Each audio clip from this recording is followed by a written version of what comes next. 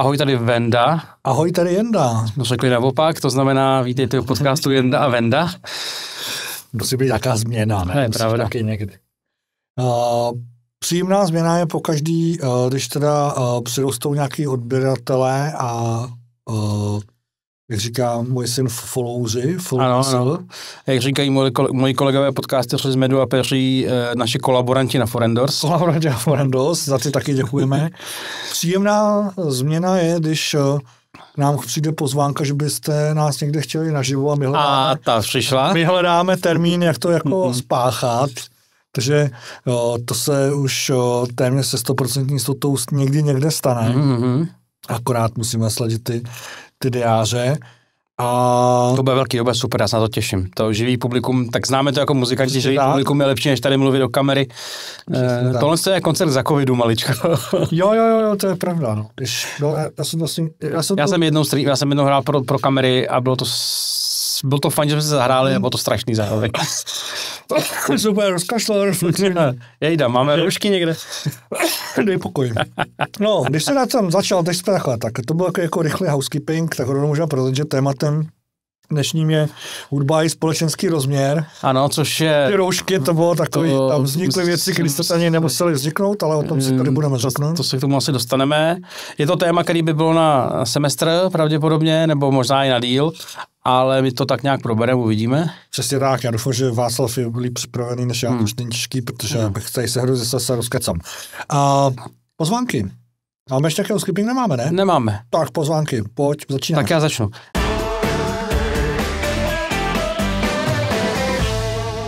Hele, já pozvu lidi na asi 2 věci.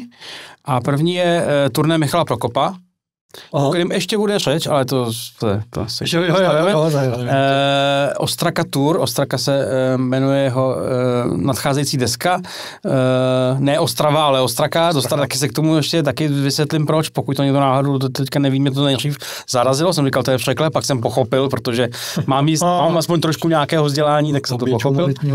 A právě nedostatečného. A je to 28.4. v Sonu v Brně začínají, pak jedou Ostrava, Benešov, Tábor, Šumperk, Hradec Králové, Broumov a Teplice. Jsou to i jako místa, který bych spíš... Zajímavý. Ne, že nečekal, ale tak jako zajímavý, no. A 19.6. budou tu desku křtít v Praze na Metronomu, což dává smysl z mnoha důvodů. Takže tak... Myslím, že to bude super. Co jiný už je to deska venku, nebo ještě ne? Ne, ta vychází právě někdy v tom dubnu. Jsou 2 singly venku. A další, na co pozvuje 2. a 3. 4. taky v Sonu v Brně a je to Bára Poláková. Koncert se jmenuje Něhy 25 a má nějak tam prostě přehrát ty věci z těch svých 3 desek a asi to bude hezký, protože koncerty Báry Polákové jsou vždycky hezký. Super. Ale měl jsem ještě něco zahraničního, to jsem si nepoznamenal, takže se omlouvám. Já prostě nevím ještě 14 dní, nejsem si jistý, kdy to je. Dobrý, já to mám bez ladu a skladu trošičku, tak začnu tady, to mě pobavilo na všech možných rovinách. V sobotu 29. března, což je za týden od toho, co to vysíláme, bude pro pamětníky Malý Karel z Velkého Města, což je narážka na taky obzvlášť... Nebudu vlastně nechci o tom mluvit, jsem si nahrál takový divno seriál. Já ho měl rád. Měl dobře tak. Ale byl divnej. Já jsem se bál, že to řekneš. No. Ale prostě klub Modrá opice a z kapel, který tam vystoupí, těch je prostě asi 6 nebo 7, tak jsou tam Diatavis, který jsem dlouho neslyšel a dostal bych to napravil. Pak je tam Showlet, to rovnou řeknu, že teda pokud byste nestihli na tomhle festiáku, tak 10.4. křtí desku ve Vile Štvanice. Já jsem se na té desce trošičku podílel, takže se tam asi zajdu brnknout. Potom zase zpátky na festival Karel 29.3. Pak tam bude kapela Víčko, to jsou Brňáci, takový pop-punk, tak zajímavý skloubení 2 žánrů, pop a punk. A pak tam bude ještě Herbert Einstein, o kterém jsem neslyšel, ale už teď se mi líbí to jméno. Jméno dobrý. Takže tak hlavně já jsem nebyl strašně dlouho v Opici. Pokud ovšem nebudu v Opici už dopoledne, protože den předtím, což je 28.3., vystoupí moje nová oblíbená kapela, která se jmenuje Synové smrti. Taky dobrý název. A najděte si, je to prostě takový ten temno věc, ale je tam nadhled, nebo aspoň já ho tam cítím, nevím, jestli to mají chlapi. Tak to budu hrát v Kaštanu, tak na to se těším. A jestli budu mít výdrž, což nevím, při současné své situaci, tak by to bylo v pátek koncert Synové smrti, v sobotu Marie Carré ve Vopici a v pondělí Michal Strnad, což je zajímavá podle mě osobnost české hudební scény, slaví 40 v Malostranské besedě 31.3. Skvělý prostě vokalista, má venku hezkou desku, hezký singly, takže kapela bude určitě super, tak na to se těším. Takže mám tady tyhle věci. A poslední věc, která je odlehlá, to je 11. dubna, to říkám s trošku těžkým srdcem, protože zavírá kavárna Potrvá, kde jsem sice si nikdy nezahrál, ale oddal jsem tam kamaráda, byl jsem tam na různých koncertech, večercích a tak. A jedni z posledních tam vystoupí, tak jsou kapely Freak, F-R-E-E-Q, Freak Quartet, ale je jich 5, protože s nimi zpívá ještě MC Pragmatic. Já jsem jim před lety dělal desku a strašně se těším, že si poslechnu, kam se posunuli. A pak tam bude kapela, kterou to tady řeknu, kterou jsem desku nedělal, ale někdy bych o to docela stál, a to je Electra 5, jestli znáš. No ježišmarja. Ty jsou super. To mě strašně baví, jako už docela dlouho. Jako 11. dubna. Myslím si už po druhý, říkám, že tam ten koncert na Kamině, kde my jsme domluvali podcast poprvé, myslím si, že oni hráli, ne? To je možný. S Atletem. S Atletem. No. Jo, to je dokonce velmi, to je dokonce tak, to je dokonce pravda. Takže tak tolik pozvánky.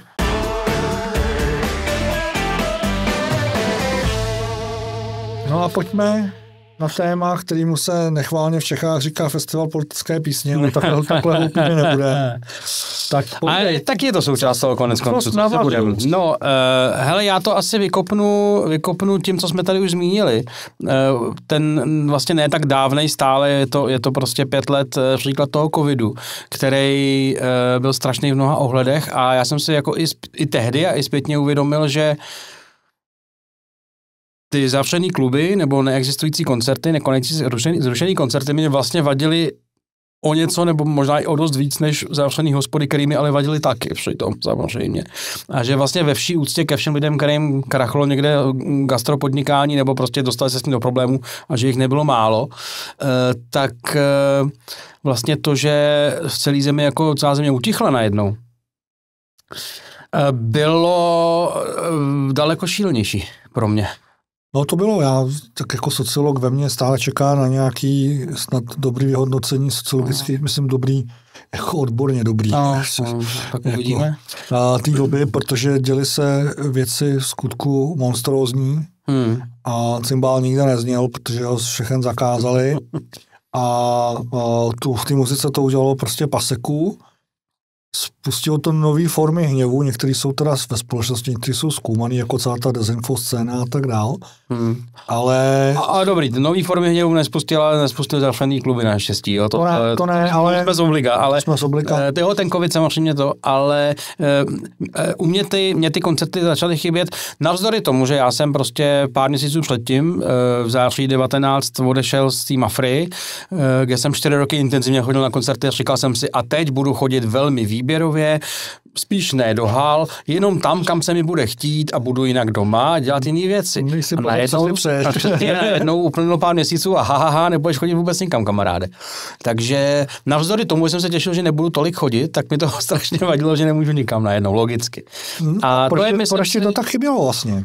No, protože to je věc, která jakoby nějak, já to hrozně potřebuji ke svému životu. Samozřejmě jsou doby, kdy míň, jsou doby, kdy víc, jsou doby, kdy prostě se mi nechce, to nejsou doby, to jsou jako večery, kdy se mi nechce, já sedím doma radši a pustím si seriál nebo film, ale jako nemít možnost jít na živou muziku je pro mě jako strašidelný úplně. No já jsem si trošku v koutku duše přál a to se teda podle toho, co vím, já se teda nestalo. Moje optimistický já, který je teda hodně malý ve mně, tak ale říkalo třeba, že mě vlastně říkalo spousta lidí, že jim chybí jako muzika, chodí na koncert a já jsem dobře věděl, že to jsou lidi, kteří třeba několik let na koncertě nebyli, tak jsem si říkal, Třeba až to povolí ty hráze. Začnou konečně. Začnou prostě chodit, přijde prostě vlna a to se nestalo, tak... To se nestalo, no. To se nestalo, protože ale to se asi čekal moc, no. No a tak to víš teda s tím společenským rozměrem. Tohle to akcentovalo nějaký společenský věci. Jako, nejenom ty politický, ale opravdu... Ale hlavně to, myslím si, že ukázalo to, že fakt to pro lidi je důležitý, že to je potřeba. Že prostě nemůžeme bez té muziky nějakým způsobem fungovat. Myslím si, že jedna z věcí, proč ta muzika tak funguje a působí a proč jako bez ní nemůžeme být, je to, že je to velmi emočně založená věc. Je to věc, která působí na emoce, dokáže nastartovat emoce, dokáže jako nastartovat vzpomínky. Myslím si, že pro mě třeba muzika a vůně jsou nejvíc věci, které mi dokážou vypadat velmi staré vzpomínky, jako velmi staré vzpomínky. Já mám konkrétní písničky, na kterých si přesně pamatuju, co jsem dělal v době, kdy jsem je poslouchal prvně před 25 lety a člověk upadne do totální nostalgie z toho třeba někdy, nebo euforie někdy. Messi Fretek na kolejích, kdo se nepustil. A zároveň nás ta hudba vlastně opravdu provází celým životem, protože jako asi si neumíš představit svadební obřad nebo prostě bez muziky. No pohřeb, že jo, taky to je hudba, že jo. To též s pohřbem. To též prostě když bychom šli do těch jako velkých společenských témat, demonstrace jsou spojený většinou s nějakou, když ne muzikou, tak nějakým jako, nebo když ne jako kapelou, tak minimálně se tam něco jako skanduje, zpívá, jo, konec konců, když si pustíme demonstrace 89., tak tam to byly vlastně jako velký open koncerty, jo. No. To je jako pro mě jako takovej. Marta Kubišová a další lidi na balkónu, na Letný, Myšík, já nevím, ale prostě dav lidí, který prostě si zpívá jednou budem dál, jako to je, jako to je boží, jo. Takže to všechno je pro mě dokazuje jednoznačně, že ta muzika je tou společností prorostla, ať chceme nebo nechceme, což je super. No teď, jo. Z toho všeho, čím je společnost prorostla, je hudba tam. Mezi tím nejhezčím, řekl bych. Jo. No. A myslíš, že se to jako třeba nějak změnilo po roce 89? Určitě.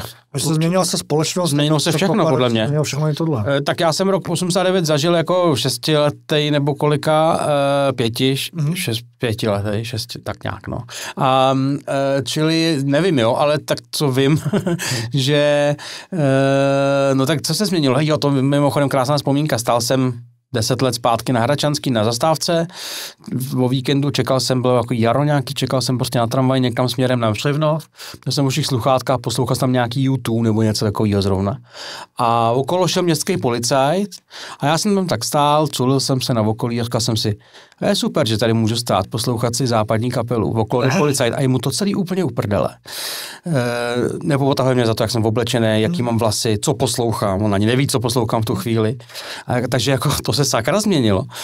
Na druhou stranu ta muzika pro spoustu lidí přestala znamenat ten odpor, takže začala se z toho stávat konzumnější možná záležitost, podpořená samozřejmě pak nějakýma technologickými změnama, takže myslím si, že dneska společenská jako význam hudby samozřejmě maličko upadá.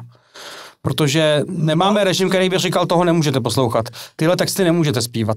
Jo? No, což samozřejmě tě vybudí, že jo, jako just to budu poslouchat. No, to by tady někteří velmi úspěšní umělci s tebou nesouhlasili.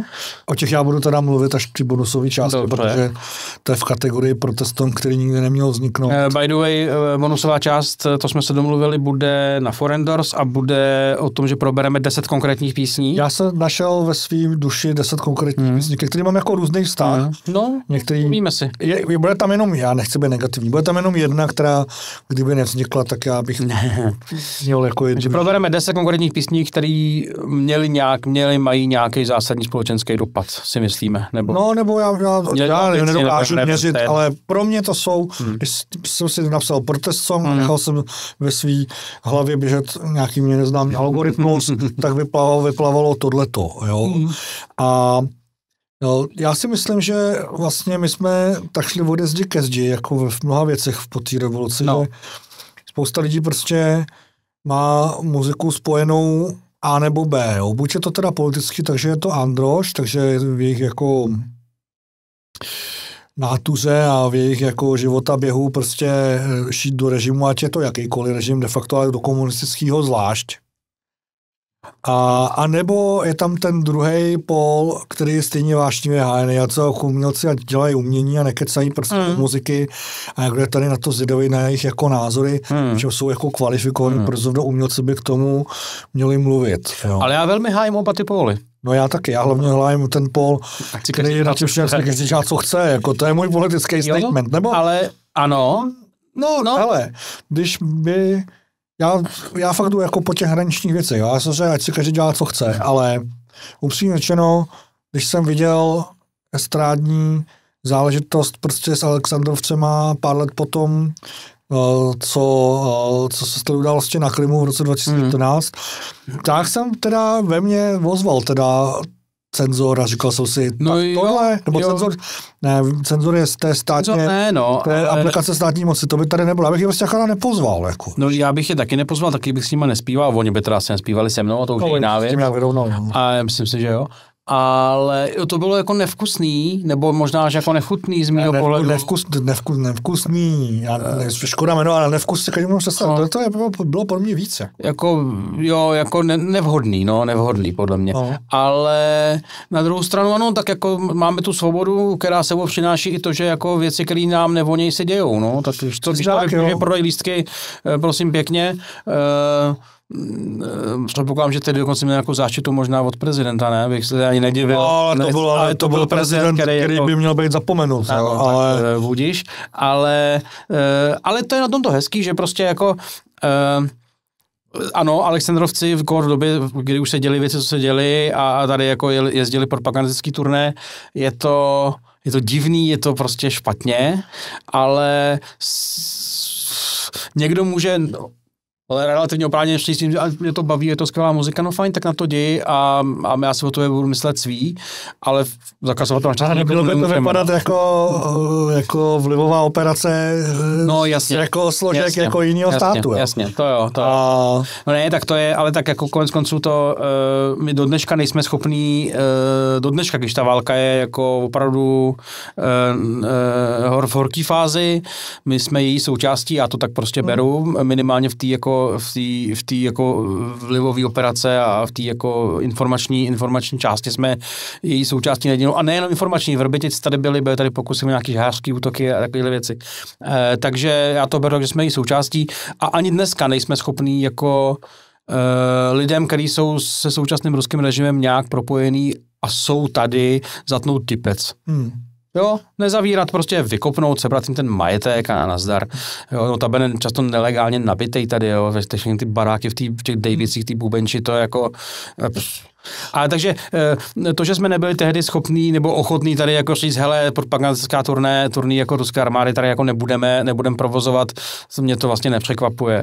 A je mi to vlastně trochu jedno, jo, ale rozumím tomu, no. Jo, a mě potom ještě taky zaujalo to, když se o tom jako baví s muzikantama, to je taky potom zajímavý, jak tam ta škála taky pestrá, jo, někdo řekne, no, v podstatě má muziku jako a priori politickou, jo, jsou festivaly proti rasismu, jsou teda bohužel, já jsem, že známo vyrůstal v jižních Čechách, tak já vím, jak vypadá nácek a vím, jak vypadá sraz náskovských kapel, který se maskuje za oslavu narozenin a vím to ne proto, že bych tam pro boha byl, ale že to bylo prostě všude, i když to jako nechtěl vidět.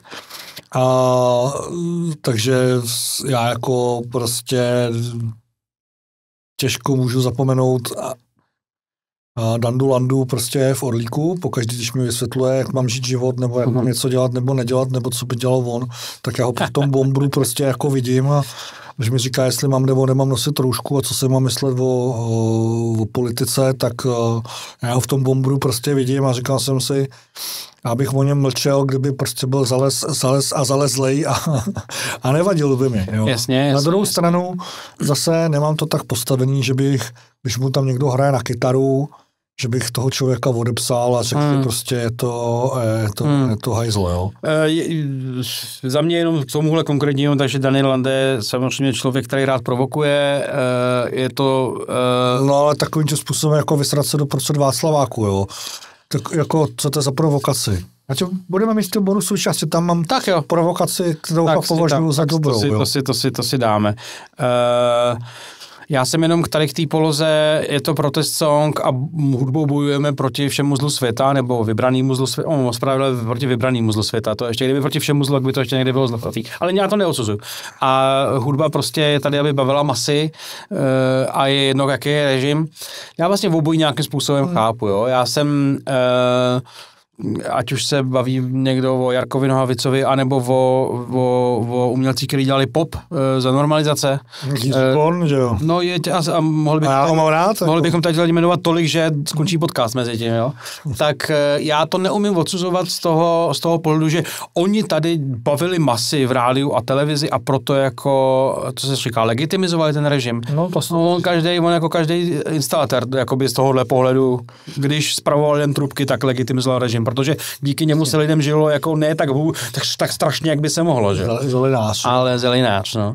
Ale rozumím tomu a na druhou stranu prostě ty lidi, kterých já si vážím z té branže, z té doby, tak to sice dělali, ale nelezli tomu režimu do prdele tak moc, nežrali mu těm papalášům, jo, tak moc, jo. Jako nikdo nemůže říct, že Václav Neckář, který prostě jedna jeho kolegyně byla jednu jeho kolegyně zakázali a on teda fungoval taky nějak dál. Se nikdo o něm nemůže říct, že by jako byl prorežimní jako myšlenkama nebo něčím. No, například. A to je jedno jméno ze spousty. Čili obojí to, ale když se bavíme o společenském rozměru, tak i to, že prostě děláš, a teďka odlíme o to, že tady byl jako hnusný režim, který prostě jako byl hnusný na mnoha úrovních, to, že děláš hudbu, která jako není angažovaná ani dneska, je prostě čistě pro zábavu, je taky jistý společenský rozměr, protože lidi se prostě chtějí a potřebují bavit a asi každý z nás si občas pustí muziku, která je prostě jenom jako fajn a nemá vyšší ambice, než prostě být fajn. Jo, čili to všechno pro mě spadá do nějakého společenského rozměru, který samozřejmě chápu, že někdo ho nemusí brát, pro někoho to může být málo, pro někoho zase jako protestant může být moc, že mu to kazí prožitek třeba, může být, ale pro mě obojí v každou chvíli jinak jako důležitý a obojí jako zajímavý. No mě vlastně, tak to je spíš jako tu sociologickou část mě zajímá, proč vlastně spousta lidí má takový osebky z toho, když teda se nějaký umění, já nemám na to slovo angažuje, prostě ono se jenom stačí, že se vyjádříš k něčemu jako veřejnému. To mě vlastně jako vždycky zajímalo, ono to souvisí s kulturou protestů v naší zemi a pak ještě s dalšíma kulturníma věcma, jako je konformita, tak bych teda takhle to čtu já. Ale co si myslíš, proč to tak jako... To lidem vadí? Nevím, Koller s Polákovou udělají písničku, já už jsem zapomněl, protože jsem je všechny ty jeho protestongy, který mám rád. Jeden ozvlášť o tom bonusu, proč mi všechny jako slejvají, to je jedno, ale můžeme se za to sami, se to jmenovalo, prostě bylo to hezký v tom, že to upozorňovalo lidi, že prostě když volíte jako hovada, tak se nedívte, že vám vládnou hovada, což mi přijde jako celkem měkký. A spousta lidí to vytrigrovalo prostě úplně k běsu. Když volíte, koho volíte, mám rád tu větu, když volíte Šaške, očekávejte cirkuse. Ale... Zdravíme do Ameriky. A nebo na Chodov. Ale je to původně bylo myšlený. Ale no, co na to lidem vadí? Hele, já si myslím, že lidem na tom vadí, že někdo, kdo se má dobře, si nadává na poměry. Protože úspěšní muzikanti, ta smetánka se jako nemá špatně určitě, vydělají si tím, což nikdo z nás jako nechce jim brát, pro boha, ale člověk, co někde jako... na červených hrádech. Člověk, co někde bouchá ve fabrice jako na směny a vidí tady někoho, kdo prostě má hezký auto, hezký baráček, jezdí, půlku zimy stráví na Bali nebo někde a krom toho si jen tak jako hraje ve velkých uvozovkách. A pak já říkat, ale tady se to špatně, a on říká, ale jako já jsem volil někoho, kdo vám nesedí, protože já v tom vidím možná naději, anebo prostě chci, aby jinému chcípla koza, což je samozřejmě smutný, ale tak jako i proto se volí, tak ty mě nebudeš vykládat něco, jo. To je jedna věc a myslím si, že druhá věc je ta, že já teďka nechci snít, že si to myslím, jo. No, ale představuju si v hlavách těch lidí, že v okamžiku, kdy to je tady je prostě písnička, která něco kritizuje, tak by mohlo být pro ně cajk, ale že pak jako asi nemají rádi, když ty umělci, a oni ty umělci často to taky nemají rádi, že se na to v rozhovorech ptají a oni teda jako začnou vykládat o tom, jak by ten set měl vypadat a lidi lehce právem chodí říkat, proč někdo, kdo hezky zpívá, nebo umí si naučit slova a dobře hraje v seriálech, mi má vykládat, jak má vypadat svět, jako proč si hraje něco lepšího. A já jsem to řešil s Tomášem Klusem u jednoho z prvních rozhovorů, co jsem s ním dělal. U jednoho z prvních rozhovorů, co jsem s ním dělal. A já jsem říkal, hele, máš nebo vnímáš to tak, že lidi si myslí, že ty jim jako diktuješ, nebo jako melduješ, jak mají žít. A on říká, vnímám, ale já to tak nedělám. Mně se prostě lidi v rozhovorech ptají, jak to já jako Tomáš Klus vnímám a já odpovídám, jak to já jako Tomáš Klus vnímám, chtěl bych mít a tak, že se to někdo vztáhne na to, že jim jako vnucuju ty názory. Už je jako jejich problém. Netvrdím, že se Tomáš jako neposunul někam jako za nějakou jako hranici toho, že já za sebe říkám, ale jako ano, je to já za sebe říkám, no. Ale myslím si, že to spoustu lidí může vadit a mají pocit, že jim tady někdo nezaslouženě, protože nikdo ho nikam nezvolil a je to prostě jenom variant. Já nevolený občan. No, a že proč všechny zajímá můj názor? No, protože chlapče nebo děvče tebe holt nikdo nezná. Si tě neptají ani na to, jak žiješ, ani na to, jak by ten život měl vypadat, ani na to prostě jako co jsi měl k obědu. No jako, abych zaglosoval, tak můj témnej smysl pro humor se ukul mimo jiné taky na Monty Pythonech, takže když jsem poprvé viděl diskuzi o mezinárodní politice, kde diskutoval politik, politolog, fotbalista a zpěvák, tak jsem si říkal, že to je normálně Monty Python. Tam to dá, ve světě Monty Pythonu to dává smysl. To dává, no. A proč mám se na to dívat já? No, asi tak. Takže tady jako, nevím, pan Masaryk si o založení republiky myslí tohle a tady brankář fotbalového klubu Sparta si myslí zase tohle, jo. Takže možná, že to opravdu takhle působí. Je něco, co tě v poslední době jako zaujalo a řekl jsi se, jako to bylo hezký, že se toho umělci chytli. Já ti řeknu, proč se ptám. No. Protože to bylo jako z místa teda náhoda. Krátce potom jsme dohodli tohleto téma, tak kamarád, myslím, že náš Ondra Bezer, napsal článek. Kolega, bývalý kolega. Tak napsal článek o tom. Já by se urazil, kdyby se označil za mýho kamaráda. Omlouvám se, vám oběma. Mně je to jedno, je to můj bývalý kolega. No, dobře. Tak prostě Ondřej Bezer napsal článek, jakože, ve kterém vlastně vyjádřil jako lítost, proč ty Americe jako ty umělci víc jako nepromlouvají k tomu, co se tam právě děje. A dostal tam nějaký reakce, že přehlíd asi pár věcí a tak dál. To už je detail v tom všem, ale vlastně já si myslím, že jeho očekávání o tom umělců se jako nekryje s očekáváním české většiny, že vlastně jsou celkem happy s tím, jako proč by se, a americký zjevně teda taky, proč by se k tomu měli. Jako, tak já jsem nějaký věci taky zaregistroval. A nebo to Kanaďan náhodou? No, možná to byli lidi, kteří ohlásili, že se budou stěhovat do Kanady, což ale ohlašovali už při minulým term, ale a neodstěhovali. Ale to je moje drobná jízlivost. Druhá drobná jízlivost, zrovna v tomto případě já spíš furt čekám, jako, co tam dělá místní opozice. Ty demokrati taky čekají až jako, nebo čekají až... Od nich bych si nějakou písničku dosáhla. No, to by tak mohli vědět jako něco. Že skládají to. No. Hele, no jasně, no, to je asi složitý téma. Já si nevybavuju úplně z poslední doby něco, co by mě zaujalo. Já jsem byl nadšenej a dojatý věcma, které byly po začátku války. Aha. O jednu bude si z bonusu. Předpokládám. Ale teď z poslední doby si nic nevybavuju. Ty něco, jo? Mně se to líbí tak jakoby kontinuálně, že se jako víc a víc. A jako z Česka, nebo... No z Česka se mi líbí ten Prokopá, nechci ti tu ostraku úplně... Tak k tomu se dostaneme. Mně se líbilo... Nebo to můžeme probrat rovnou. Mně se líbila angažovanost v dobrým slova smyslu řady umělců i během covidu. Já jsem byl na té straně, prostě, která říkala, jako chovejme se k sobě prostě ohleduplně, i přesto, že i to generuje nějaký rizika. Já si nemyslím, že očkování je úplně jako jednoduchá záležitost, ale prostě takhle.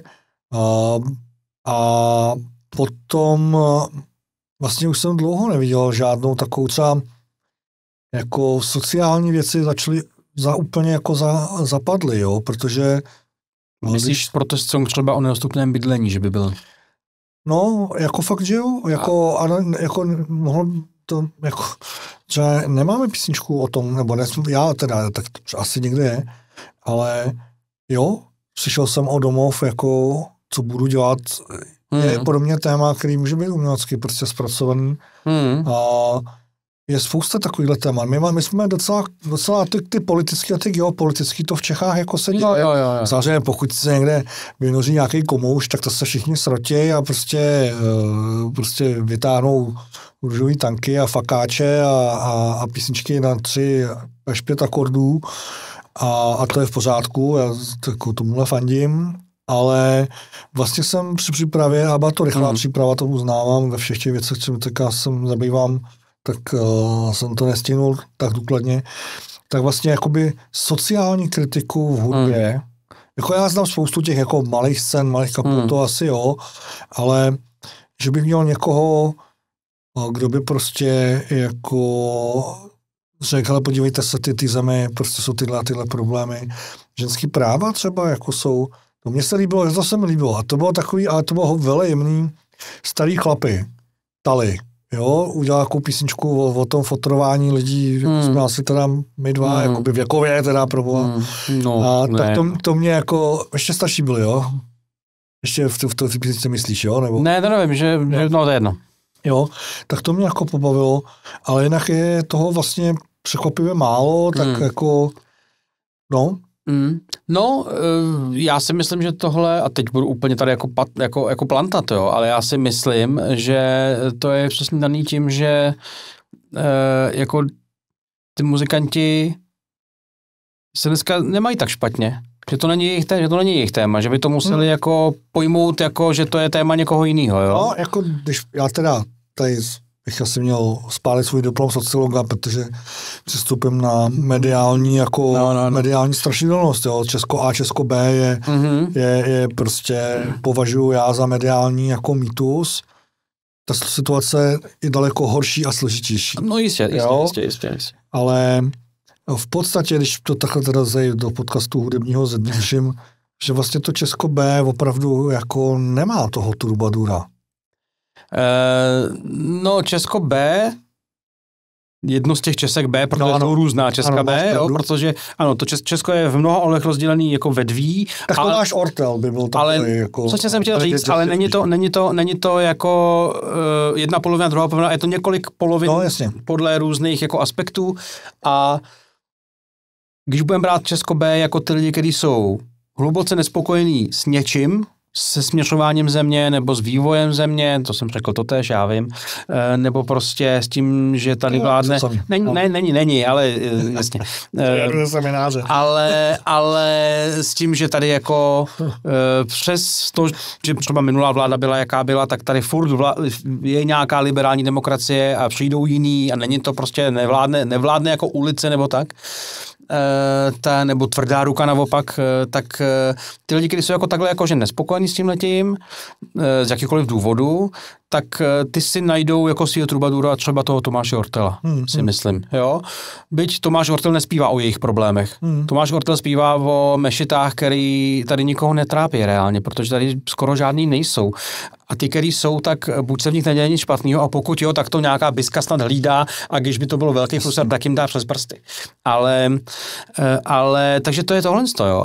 A druhá věc je ta, že pokud bychom jako Česko B brali ty lidi, kteří jsou prostě mediánově si mají hůř než Česko A, to je realita, to prostě jsou lidi, kteří se mají líp, jsou lidi, kteří se mají hůř, tak je ty lidi, kteří se mají jako opravdu hůř, tak jako to není přesně tak, že by neměli střechu nad hlavou. Oni možná bydlejí v něčem, co není úplně ideální, bydlejí daleko od práce, nebo bydlejí v regionu, kde ta práce není.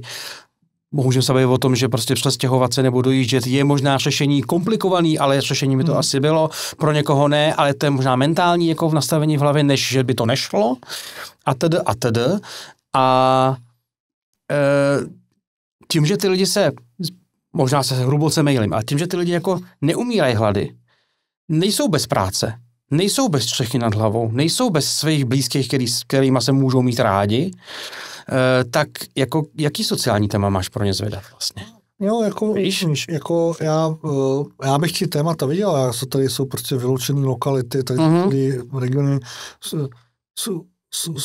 Sudety vlastně jsou sociální téma doteď, jako už ne tak jako... Jasně, že jsou, ale kdykoliv do těch míst přijedeš, tak najdeš ostrůvky pro jednodušší, řekněme tomu, pozitivní deviace. Když pojedeš do Varnsdorfu, které je totální Sudety jsou, tak tam, já jsem tam byl s dětským divadlem na nějakém, jako na Čarodějnicích hrát. A to byla super akce. Byli tam lidi hrozně fajn. Maminky s dětma tam prostě utrácely za párky v rohlíku poměrně horentní sumy. Neměl, jako jasně, asi jsou lidi, kteří tam třeba nepřišli a jsou doma a strádají, jasně.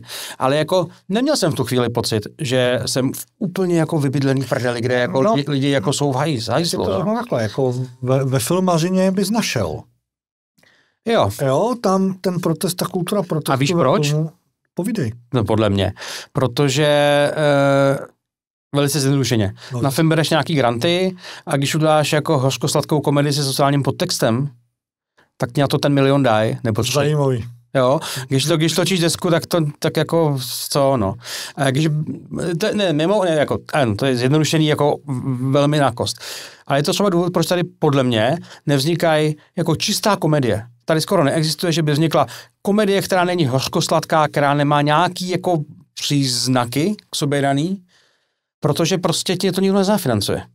Jo, protože řeknu, co jako, to jsem samozřejmě říkal spíš něco o mém věku, jo, ale přesně nebezpečné myšlenky, že jo, prostě jako muzika, rap a prostě sociální vyloučení, to my tady jako skoro nemáme. Teď se zaregistroval kamarádka Monika Hejdová, má projekt Beaty života, tak to bylo po dlouhé době, že jsem viděl jako něco, co aspoň na to aspiruje, že se řekne muzika a sociální, v jejím případě teda nějaká verze hiphopu a rapu, je prostě spojená s nějakýma sociálníma tématama. A to je taky důvod, jsme se o tom bavili někdy jindy, proč mě vlastně osobně nikdy jako český hip-hop, jako rap, jako nezasáhnu, protože vůbec nereflektuje témata, který já považuji za zásadní a trošičku je tam jako očekávám, což samozřejmě zase neříká nic o tom, jako oni dělají práci, říká to něco jako souhlasím, ale. A vlastně, když jsem tady minule propakoval jako hodnou poslechu nějakou folkovou desku,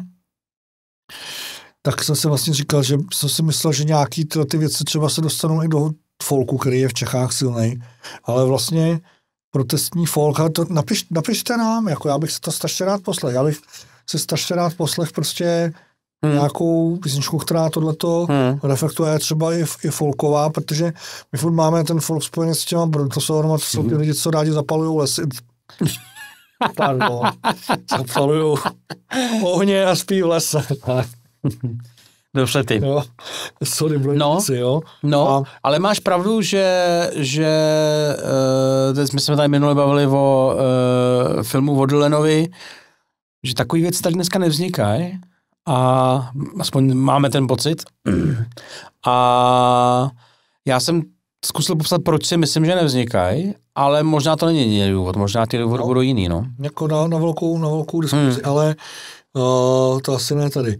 Z druhé strany, já to možná taky všechno měřím jako metrem, který není adekvátní, to máš pravdu, nemáme jako, nevím, sociální problémy v současných, ale vlastně kdykoliv v minulých Spojených státech jsou daleko hlubší než třeba tady, jo. Jo, tam ty rozdíly budou samozřejmě, jako New York oproti nějakému zapadákovu chudýmu, kde třeba prostě lidi přišli o nějaké jako firmy zkrachovaly, přišli o práci, bude fakt asi jiný nebo tak, Washington, jako který je jako úřednický město v podstatě, když to zase zjednoduším jako hlavní, tak to bylo něco jiného než Praha a Šluknovský výběžek. Furt ještě. Jo, já jsem přemýšlel, co bych jako, dělal jsem si takový jako mapu v hlavě, tak já prostě zase, jo, jako vidím jenom výsek prostě světa, se to vědomí nedělám tady žádnou vědu, žádnou prostě rešerše. A pro mě vlastně etalon protestů je prostě Frank Zappa, který bravurně zvládal dost poloh toho protestu. Od protestu vůči životu typu Sting Food, ty vole, prostě, přes protest vůči společenským trendům, you name it, prostě Bobby Brown, I'm so gay, prostě že ty věci, a I'm so gay není proboha protest proti gayům, jo, to bych byl strašně, aby si to někdo myslel. No naopak, to je jako daleko právě subtilnější a velejemný po jako úplně otevřený renty na republikány, že jo, v jeho době. A to mě vlastně bavilo a to proto samozřejmě mě třeba politicky daleko pro můj způsob vyjadřování vlastně i kritiky společensko-politický, tak se mi líbí prostě pro mě Straka v hrsti, jako presní výběr, je přesně ta poloha, jo, jako není to komunisti jsou svině, zaslouží, ať jde druh od válu a to všechno, ne, že bych s tím nesouhlasil, ale líbí se mi jako ten protest, když je prostě chytrej a nějak jako je jako subtilní, jo, že prostě protestovat proti absurditě té doby, která dělala prostě z lidí úplný prostě dělala lidem strašné věci, se dá i jako ale teď jsi řekl strašně důležitou věc. Ten nepřítel byl naprosto silný a naprosto jasně daný. Dneska je nepřítel, jako můžeš sklouznout do povrchní klišé a nadávat na miliardáře. Jo? To se že prostě v republice ne v hudbě, ale ale děje se to jako jsou lidi, kteří to tvrdí a můžeš prostě, ale to je prostě nesmysl, že jo? To jako miliardáři jsou možná součást problému, ale nejsou původce zla nějakého jako na zemi, jo? Ne všichni a ne nezbytně. Tak jenom na mě, nevím, tady za mě Marx. Jako, některý samozřejmě ano, ale to není problém, že jsou miliardáři, to je problém, že jsou to prostě zmrdi. Jako nemám lepší slovo v tuhle chvíli, ale jo, jako na druhou stranu, hele, já mám, blíží se nám volby, já jsem volič současné vládní koalice a mám čím dál tím větší problémy volit na podzim znova a tak, ale jako ty vole, píš protest song proti profesoru Petru Fialovi. Proč ne? Není to jako nízký cíl vlastně, víš, jakože... Jako v mých očích, jako, dějou se prostě jako strašitelnější věci, co bych já považoval za... No, ale on je ten hlavní establishment dneska. A hlavně jako nemám, vlastně to je taky další věc, já vlastně nemám moc rád, že je to orientovaný jako na člověka. Ne, to je samozřejmě jiná věc. Jako chytrý protest song nepotřebuje nikoho jmenovat, protože si to tam najdeš. Tak, jo. A hlavně může být díky tomu i nadčasovější třeba. No. Ale... Potom vlastně jako při vší úctě, jako já mám jako vysokou, až možná příliš vysokou, říkají mi někteří mě upozorňují, jako míru ochrany svobody slova. Jo, na tom stejně. Já prostě musí se stát jako hodně jako prašivý věci, abych považoval za dobrý nápad i omezit a pustil bych některé věci, za které by mě spousta lidí jako odsoudila. Pustil bych je ne, protože s těma souhlasím, ale jako jestli potřebuješ stát na to, aby ti řekl, že hajlovat před lidma je prostě špatně, tak je špatně něco daleko hlubšího, jako, a nepomůže sebelepší zákon, který ti řekne, pokud budeš hajlovat před lidma, tak budeš sedět, jako. Ale zase z druhé strany jsem přemýšlel o formách politického protestu, při kterých se ošívám. Já prostě přišel ke všem, kteří to udělali a chápu jejich pohnutky a někdy to prostě asi nelze jinak. A jako ty keci prostě z pódia, tak ať to řekne písničkou, jo, ale tak teďka jsme dohrali písničku o jahodách a teď bych vám rád řekl, že ten a ten je prostě svině a tohle je prostě svinstvo. Fajn, další na playlistu je písnička o pelníkových chloupce, jedeme, jako jo. Když, a to se dotklo toho, co podle mě jako lidem může vadit. Samozřejmě. To mě to vadí esteticky. Konkrétní příklad před už drahně lety ještě za vlády Babiše a prezidentství Zemana na asi Anděli to byli, asi na Slavicích to být nemohlo. Buď přebírala, nebo dostávala cenu, nebo měla vystoupení Lenka Dusilová a pak vytáhla papírek a co soucím se hlasem přečetla z toho papírku svůj statement. No, zrovna bych to věřil, víš to. Já bych jí to věřil, já jí mám velice rád, ale ty, když na to díváš v té televizi, jako nezúčastněný divák, tak si říkáš, co tohle mělo být. Jo? A blbě se to jako, nebo hájí, já nepotřebuji ani hájit, ani nic, ale blbě se říká, no tak má právo na názor. A ty lidi teď možná všechno má, ale ať to udělá jako líp, jo, víš? Jasně. To je přesně ono, no. Jo, a pak tady mám ještě, že jsem nedávno to pouštěl někomu. Mě strašně baví, a pošel jsem to úplně z jiných pohnutek. Spousta lidí bylo Hugh Laurieho až jako doktora House, ale když si dáš do YouTube protestonka Hugh Laurie, tak je tam úplně nejlepší protestant, co jsem kdy slyšel. A když si teda potom dáš spoustu té dobré muziky, kterou Hugh Laurie udělal jako Let Them Talk, celý to album je prostě výborný. Včera jsem to probíral. Ale má tam super protest song, nechci to zaspoilovat, je to samozřejmě Hugh Laurie, takže očekávejte nějakou kulišárnu a to si myslím, že jako je velmi trefný a pro mě to je úplně nejlepší odpověď. Když se mě někdo zeptá, co si myslím o protestosonzích Tomáše Kluse, tak já vlastně můžu pustit toho Hugh Laurieho a můžu říct tady českový mluvčí chudák Hugh Laurie. To si musím najít, já to neznám. To si najdi, když bychom to mohli, já to možná lupnu, jestli se dostanu vlastně už na Forendos, to lupnu pod tenhle příspěvek, ať tady nebavíme o slonu v místnosti. Super. Čas nás tlačí. Tak ještě jsem chtěl připomenout to, čím opravdu jsem k tomu nenašel v sobě žádný kladný vztah a to jsou politické písně.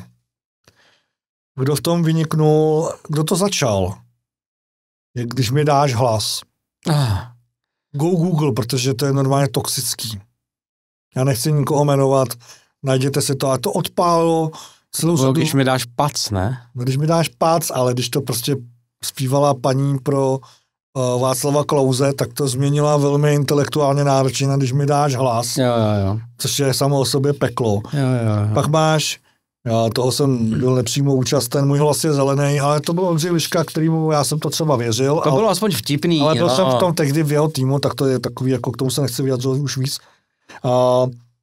Pak teda, jako kdo jsou v tom experti, jsou Piráti, jako jejich festival politické písně, mě teda jako taky vždycky jsem toho, já to chápu, že když máte předsedu, který má dready a akordeon, že se nejde odolat, ale takhle jde. Takhle, já se přiznám, že tenkrát, před 10 lety, když jsem ještě nějaký tady politický marketingy s tím měl cokoliv dočinění, tak bych byl asi míň jako kritický, dneska už mám ten postoj jasný, jako nedělejte to. Jestli přijdou volby bez jediného politického songu a jestli už nikdy neuslyším frky typu Jaromír Dušomír. Ale Jaromír Dušomír je tak strašně, no ježišmarja, to já miluju, ale to je tak strašně blbý, že je to dobrý. No, anebo Pirátostan, jako někdo vymyslí slovo Pirátostan, jako. To mám vedle Absurdistán, jo. Tak to prostě přijde jako strašně jako pekelný.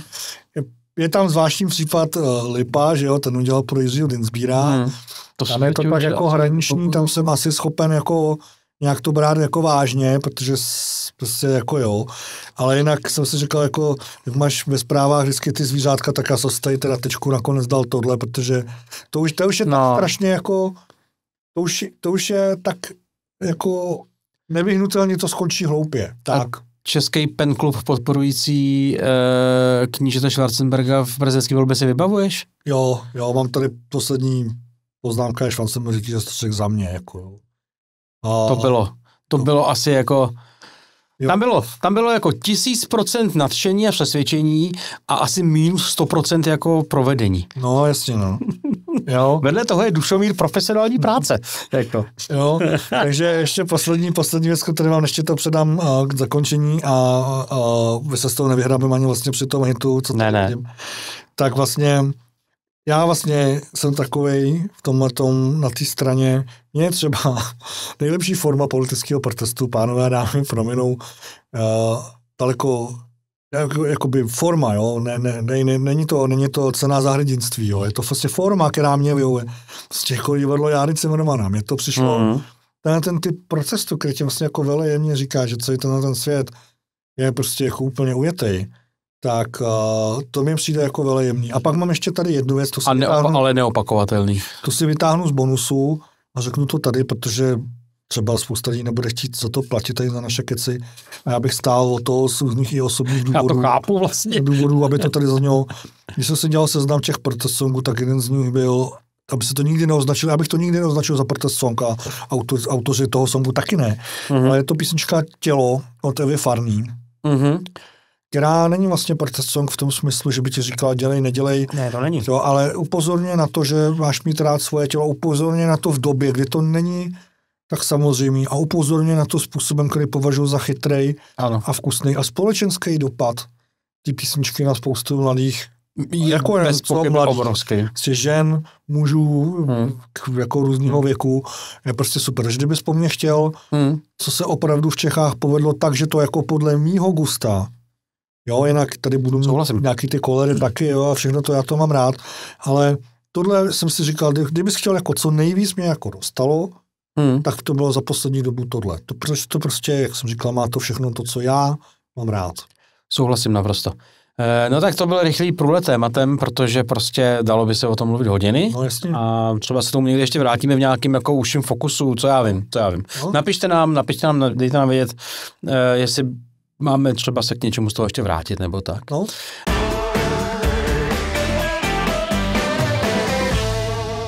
No a hit měsíce. Já mám 2 věci. Povídej. Půjdu v rychlosti.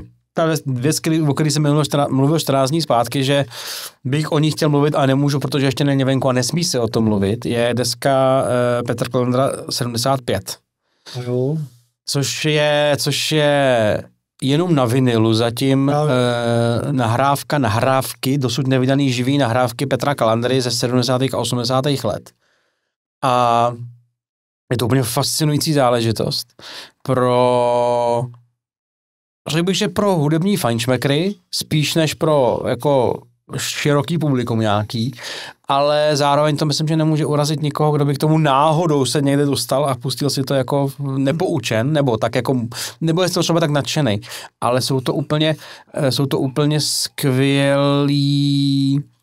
skvělá sonda do toho, jak asi zněl jako underground autenticky před tehdy, no.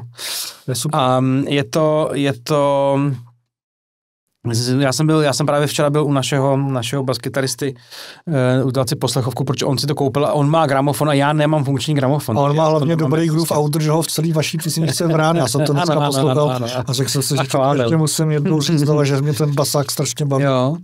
A restaurování těch nahrávek musela být strašná fuška. Dělal to samozřejmě Pavel Karlík ze Studia Sono, Karolina Karlíková, Kalandrová, jeho žena a Petra Kalandry, dcera, to jakoby iniciovala celý. A to by bylo jednou úplně super téma, jak se dá vydolovat z magnet, a nejenom teda s Pavlem klidně i z ní, nebo nejenom s tím, a nejenom o té nahrávce, ale jak se dá z pirátsky pořízený magnetofonové nahrávky, jakým způsobem v klubu před 40 lety vydolovat něco, co je posluchatelný dneska na vinilu na dobrý aparatuře. Fascinující věc, jo. A jsou tam písničky autorský převzatý. Já třeba za sebe můžu říct, aniž bych chtěl ponižovat Neila Younga jakým způsobem, tak Dětské šaty jsou za mě vždycky víc než Heart of Gold, jako posluchačsky. Ale pohodě. Mám tě rád teda. A u Like a Rolling Stone to tak třeba úplně nemám, naopak zase, ale Solnej sloup tadyhle jenom s akustikou, foukačkou a čelem tehdy snad kurva 23letýho mladíčka Olina Nejeschleby. Zdravíme, Oline. Má takovej náboj, že se z toho posereš. Jako. Tak to je jedna věc. No a je to jenom na vinilu, pokud máte funkční gramec a pokud máte rádi muziku obecně, tak běžte do nějakého Record Store, kupte si to. Stojí to za to. Jo. A druhá věc je, kterou jsme nakopli, Michal Prokop, zatím 2 singly z jeho desky Ostraka a brzy teda bude deska Ostraka. A mě obě ty písničky strašně baví. Jmenuje se Ostraka a ta první, kdybys mě zabil, tak se nevzpomenu. Mě tak strašně zaujala mě tak strašně vzala za srdce ta Ostraka, že jsem tu první trošku si vymazal, omlouvám se. ty písničky jsou v obě totiž pro mě, pak mi na to pověst ještě rychlosti svůj názor, jo. Pro mě jsou skvělý tím, že obě mají dobrý, nebo dokonce bych řekl skvělý text. Ta Ostraka je prostě vymazlená. To psal Michal Bulíř a tu první psal Martin Němec, jestli se nepletu. Tak víš, to si mimo. A ten text je skvělý, k tomu se ještě chci vrátit, ale obě jsou skvělý hudebně. A obě napsal Tram Tadadada Andy Čermák. Já vím. A mě na tom baví to, že ty písničky jsou maličko jiný, logicky, nebo vlastně i hodně, jako maličko jiný, než je jako běžný Michal Prokop, jak si tak vybavíš jeho po revoluční třeba věci. Ano, tak potom ano. Já bych řekl, že jdou jeho kořenům, a to mě na nich strašně baví. Velmi jiný, než třeba co pro něj psal Luboš Andrš, logicky. Jo? A Andy Čermák je můj vrstevník, ale kdyby Ostraka vyšla na druhé straně města R, tak ti to vůbec nepřijde divný. No, například, jo? Pro mě to je...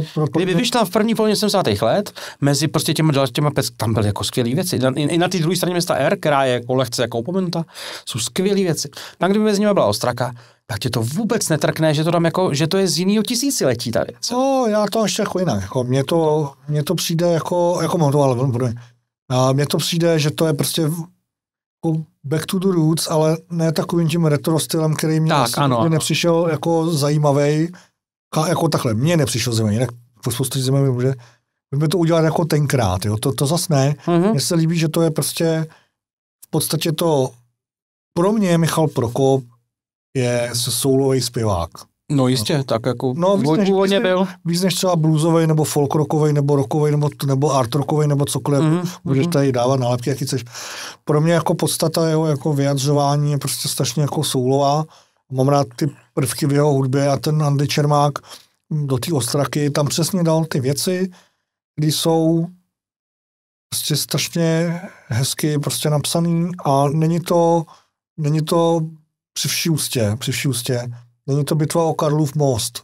No jistě. Jo, jistě. Je to prostě ta jiná poloha, a je to, já mám v Prokopovi prostě strašně rád. A je to tím, že se ten jeho tým trochu omladil? Jo. Byť Pavel Marcel, který to předpokládám produkoval, už není takový mladíček, ale je to generačně jinde, než Michal Prokop a jeho standardní spolupracovníci, souputníci. Tak to, a tím, že zároveň ctějí tu podstatu, ctějí to, z čeho on vyšel, tak to pro mě má jako neskutečný náboj.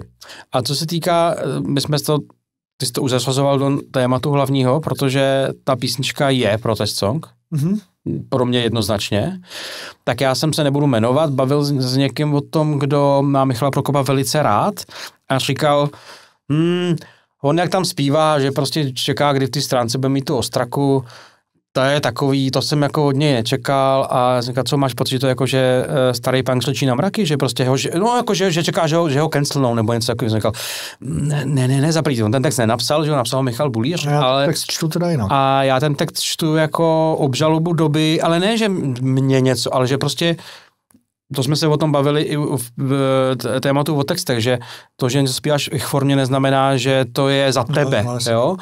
Že jsi vypravěč toho jenom. A já to teda vnímám tak, že jako společnost je rozdělená, dějou se jako vošklivý věci a ta Ostraka v těch Aténách ještě to nebylo jako, že dneska na toho si ukážem ten zlej, to bylo prostě pakuj se. No, tady mám na to přednášku na Fieldě. Takže co to znamenalo Ostraka? No, ale tak v zásadě mám pravdu, ne? V zásadě, když jsi si mohl vybrat mezi smrtí a být obcovaný, tak jsi vybral spíš to být mrtvý, než vyobcovaný. No, protože to bylo jako čestnější v tu chvíli, nebo jako by... No, jasně, ale Ostraka je něco víc, než životově budou psát na sociálních sítích, jo? Tak. Že proto ta Ostraka, protože žijeme v době, kdy se k někomu hovno stane za cokoliv dneska, pokud ne to. Ale, čili v tom je to pro mě to silný a nevnímám to jako, že mě hrozí, že se něco, ale jako jako dějou se věci lidem a můžou se dít a je to vošklivý. Já si nechám vyznění toho textu pro sebe, který je ještě malinko jiný než to, nechám si to do toho bonusu. Dobře. Jo, protože pro mě to je nějaká hluboká věc.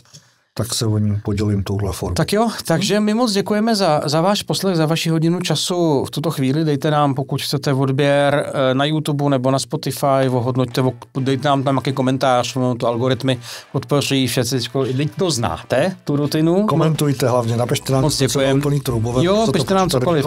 Přesně. Jako dobrá věc, takže se to smí říkat, ne? Jo. Děkujem a pokud vás teda zajímá v tuto chvíli už jenom 9, no, já jsem podebral, no. Tak pojďte na forendor.cz/Jenda Venda a my si tam povíme něco dalšího. Když se ta ostraka, když se to zabydlí v té společnosti, tak nikdy nemůžeš mít jistotu, že to nepadne zrovna na tebe. Ta část těch ruských muzikantů měla potřebu říct jako Not in my name. To je písnička, který inspiroval rozhovor o ženský obřízce. Já jsem s tím jednou letěl v letadle a říkal jsem si, ne, nic. Ne, to hloupý humor samozřejmě. Tomáše Kuse znova mít nebudu, prostě jsme tady o tom názacích řekli. Bylo to takový jako nedůstojně pojatý celý.